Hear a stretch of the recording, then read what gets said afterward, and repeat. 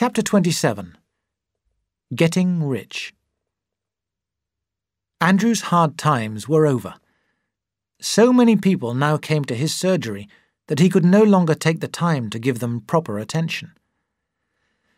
"Listen, Chris," he said one morning, "I've just thought of an idea to save time. I want you to deal with the medicines for me.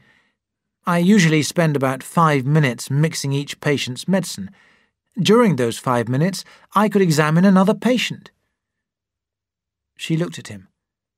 "But I don't know anything about medicine." He smiled. "That doesn't matter, dear. I've prepared a large quantity of 2 different kinds of medicine. I will tell you which kind to give each patient. Then you will fill the bottle and hand it to him." Christine looked worried. "But, Andrew, do you really believe—" "Oh, I know that I used to talk a lot of nonsense about medicine at Aberalour, but I'm a practical doctor now. These medicines can't do any harm."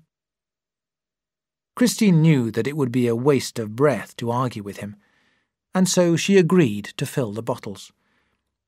At every surgery, Andrew would run into her room to tell her which medicine to give each patient, and then run back to his surgery to attend to the next patient.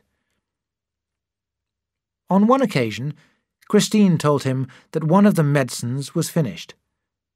"Never mind, give the other," Andrew shouted. "Give coloured water, give anything." After the evening surgery, Andrew would sit down and work out his accounts. "Heavens, Chris, we are doing well," he said proudly one evening. "Do you remember that miserable sum that I earned on our first day here?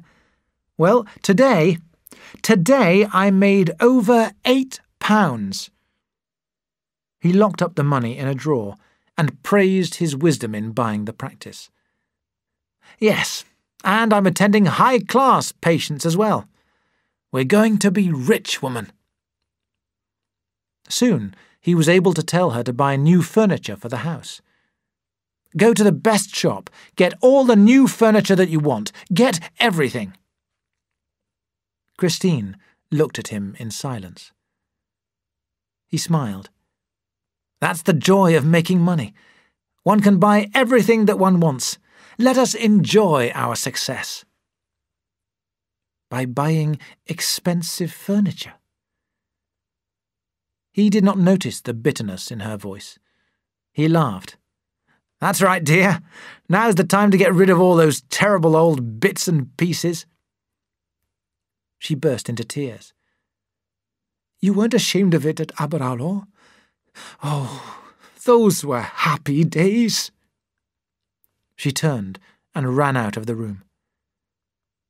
Andrew was very surprised.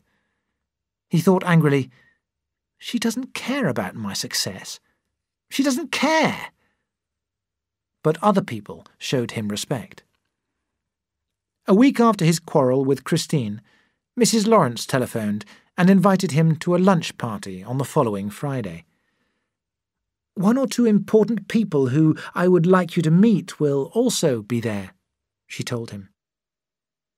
Feeling that he would be foolish to miss any opportunity of meeting people who might help him, Andrew accepted the invitation. But he did not want to run the risk of having another quarrel with Christine, and so, when Friday came, he told her that he was going to have lunch with Hampson. With a feeling of relief, he jumped into his car and drove to the home of Mrs. Lawrence. Several well-known people, including one of London's most famous doctors, were at the lunch party. The meal was excellent, with plenty of wine. Andrew drank, laughed, joined in the conversation, and enjoyed every moment. Although much of the conversation was as stupid as the talk at Hampson's party, Andrew returned home with a feeling of satisfaction. But next morning he had a shock. Freddie telephoned him to inquire, "Did you enjoy your lunch yesterday? How did I know about it? Haven't you seen the newspapers?" Andrew ran to the sitting room and hurriedly turned the pages of his newspaper. To his great surprise, he saw a photograph of Frances Lawrence and a report of her party with the names of all the guests. He tore out the page and threw it into the fire. But Christine had already read the newspaper. She felt deeply hurt. Why had he not told her? Why? Why? She felt more sorry for Andrew than for herself. She knew that rich people could be ill as well as poor people, but she felt that Andrew was giving up all his beliefs simply to make money. Sadly, she attempted to do her housework. Suddenly, the telephone rang. As Andrew had by now gone out, she answered it. Her eyes became bright, excited. She kept looking out of the window, eager for Andrew's return. She forgot her sadness. She had received good news. When Andrew returned, she ran into the hall and called out to him, "Andrew, Sir Robert Abbey has just telephoned.